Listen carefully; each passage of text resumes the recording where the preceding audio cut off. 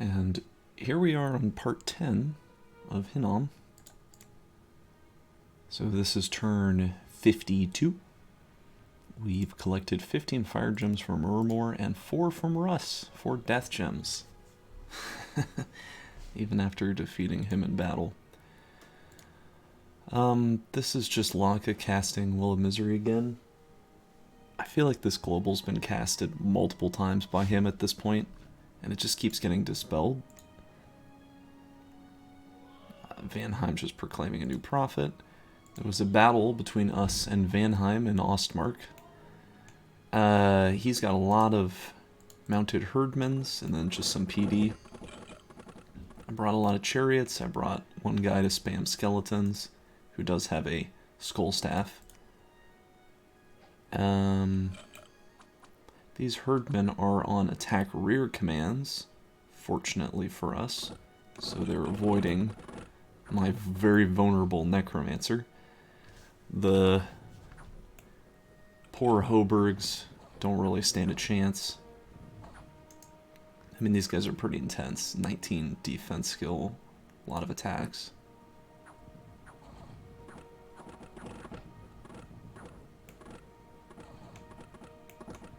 And my guy over here has fallen asleep. A lone heavy infantryman has walked up and is now stabbing him to death.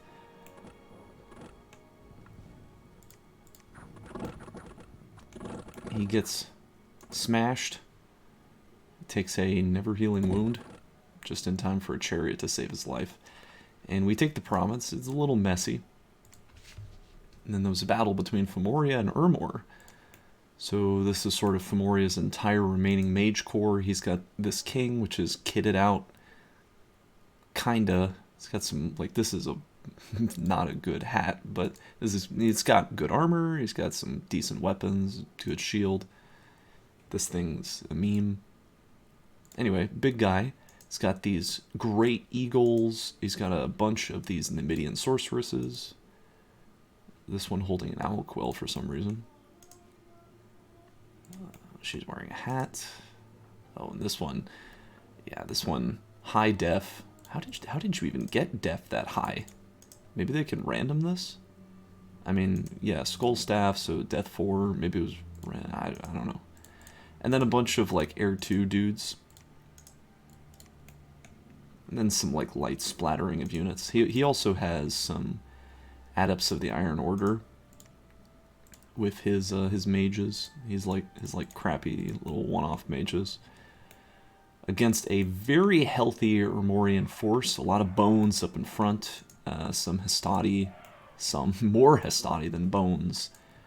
He's still got his weird Legatus thugs. This guy is ready to kill golems, I guess. This one's blessed too. He's got one Augur Elder here, a single Animist who is a Communion Master with a Thistle Mace. But there are no slaves here for him. So we'll have to see how this battle goes.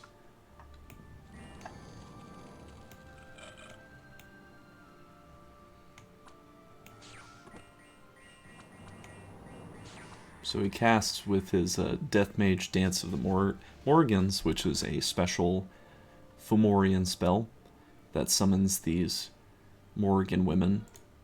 It's sort of similar to Howl, except the Morrigans are much, much better fighters. He also casted Air Shield on his entire army, so he's pretty protected from the javelins. His Grey Eagles go in the back and just assassinate his thug that he had over there. And here you can see the Morgans. They just spawn in as units take damage. They just appear. And they're pretty intense. Like, inflict decay upon hit. They're glamored. Their stats are really high. Lots of HP. They're sacred, although blessing these is kind of a pipe dream. They're really quite good units. And when they take damage, they count for spawning more Morrigans. So there's sort of like just a feedback there. And Urmor casted flaming arrows as usual, but it's not looking like he's gonna he's going to survive. He just doesn't really have the same level of mage support that Femoria has. And the Morrigans are sort of holding up and beating his entire Hastati army on their own, while the skeleton crew was beat back by Femoria's own skeleton army and his thugged out dudes. And yeah, he takes this battle pretty decisively. The skeleton was aging rapidly. And so he wins with almost no losses to his own party, except gems, I suppose. Femoria's taken a lot of beatings up to this point, though, so this victory is not enough to get them back in it, but it really does show what an incredible difference mage support can do for your army. I mean, Femoria almost has no units here. This is just Chad mages on their own. And they basically secured the battle. I wonder if the Augur Elder got away.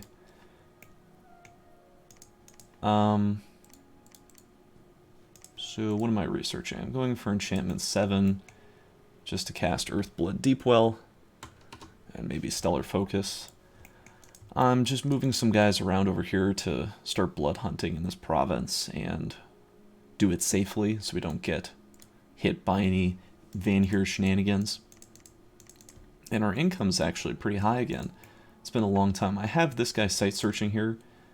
I later learned that Wild Hunt, even though it says it'll target powerful priests, it doesn't just target priests, it targets everything. It's a lower chance to target non-priest units, but they can still be targeted. Sacreds, I think, are like a higher tier, like in the middle between non-holy, non-sacred, and priest stuff. So this is sort of very dumb. I mean, especially holding a Thistle Mace and just throwing this item away. But not the end of the world. I can always make these Achas if I wanted more Thistle Maces out. But otherwise, not very much going on in these turns. At this point, I'm sort of just moving stuff around, researching, building up, trying to get more gems.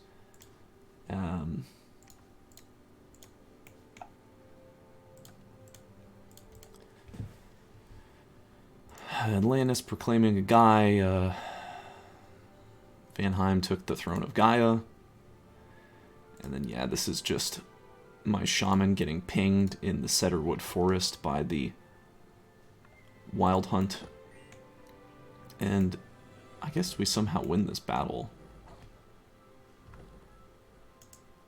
I guess his Thistle Mace really helped him out, so he could smack the wolves to death. But then unfortunately we got hit again by bigger, tougher dogs. That's so unfair. And yeah, we lose that time. Find a bunch of gold, get growth, kill some guys. Still blood hunting, still researching, still recruiting, getting a ball this time because I'm trying to get some blood income going. Because a very efficient spell against Vanhirs is Leech, Blood 7. This hits a single square, armor negating. You don't get any save against it. It just hits you and you die. And it's doing more than enough damage to kill a Vanhir in one hit. So very late game blood spell, but definitely very efficient. And the fatigue cost doesn't matter because it'll just life drain you. It'll just heal you up after you frag the units. So, no big deal. So I'm building up a little blood party to help me kill Vanhirs.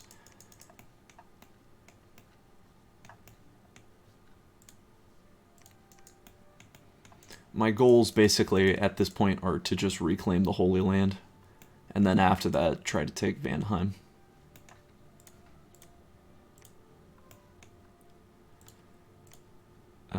No, I was just on turn 53. Turn 54.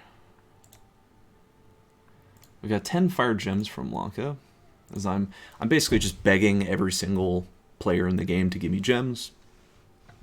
because why not? You know, what do I have to lose?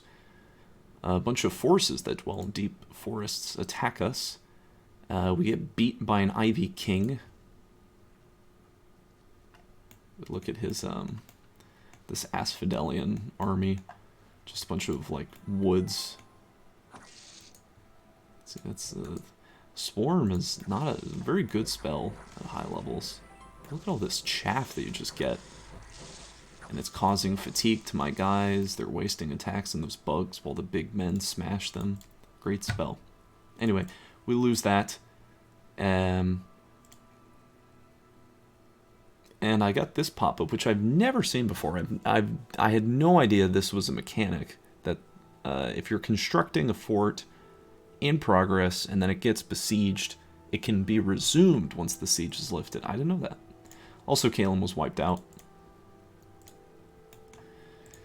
Meaning that there are now 2 totally dead players.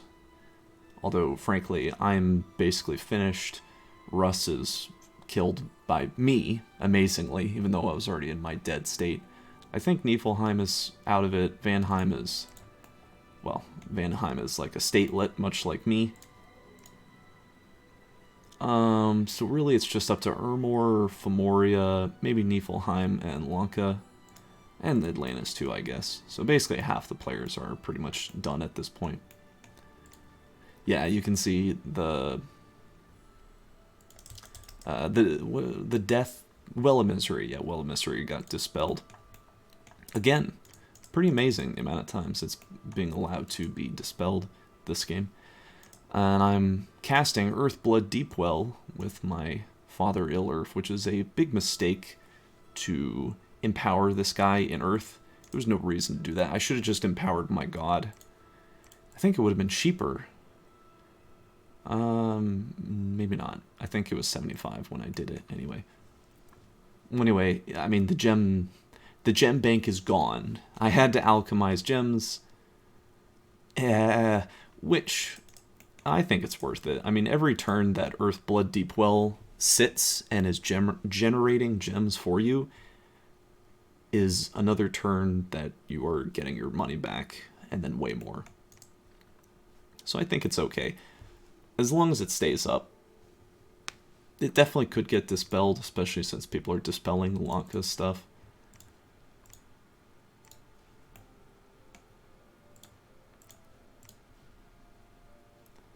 So here's Lanka attacking Vanheim in his cap circle.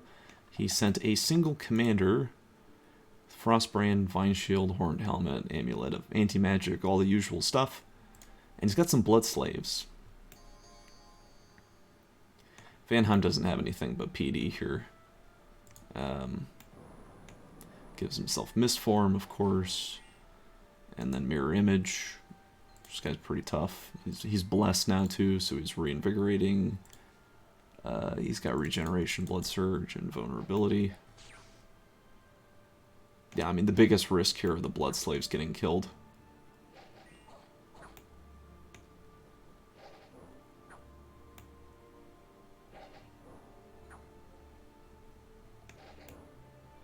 Is just poor naked women.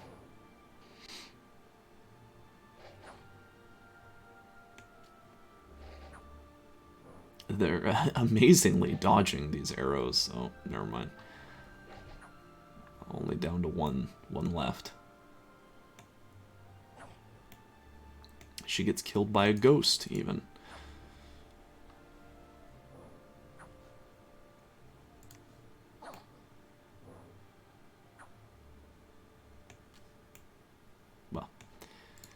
Anyway, Lanka does win that battle, even though he lost all of his, even though he lost all of his blood slaves. And then this is me retaking my throne, here with just some chariots and some Hoberg crossbowmen. See, Hoberg crossbowmen really do work. Just the amount of armor-piercing damage that they can rapidly pump out is pretty high. However, they all rout, leaving nothing but my chariots.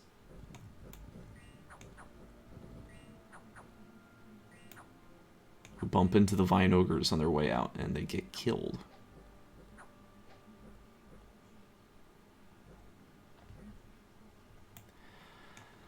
And so I underestimated what I needed to take this throne, and I lose a lot of gold. I mean, Hoberg crossbowmen are cheap. They're only 7 each, but Dawnguard, that's 80 gold down the drain. Each one of these, that's 225.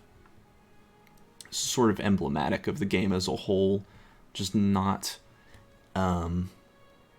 recognizing the threat that certain units posed and tossing units away without properly scripting them or giving them mage support.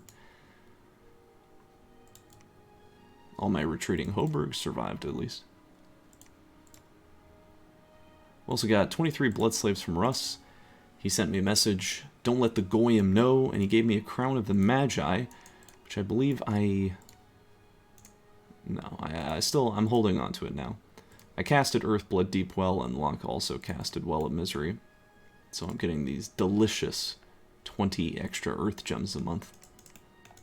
And there's a huge Lankan army, Lankian army, poised to attack Vanheim itself.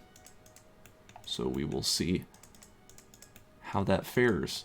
Lanka is probably in the most dominating position in this game, owning, what, like, all of this clay, basically? Maybe even some of Kalem stuff, Niflheim. I don't know, I don't have scouting info over here anymore, but clearly they're on Russ's island. So they were all the way down here, I think, in one video.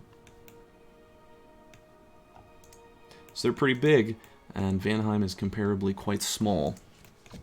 So it would...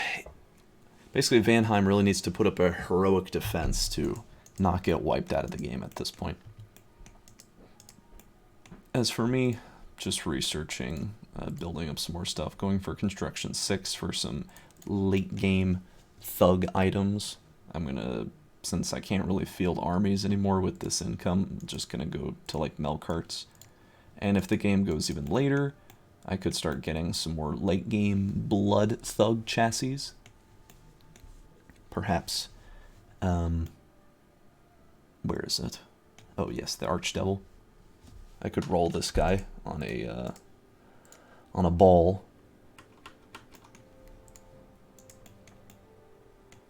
I would need to give him some blood boosters, but that's pretty easy with my god at blood 4. So, definitely some paths to taking provinces, but really we're just in it to see the big late game battles. And that's the end of this video.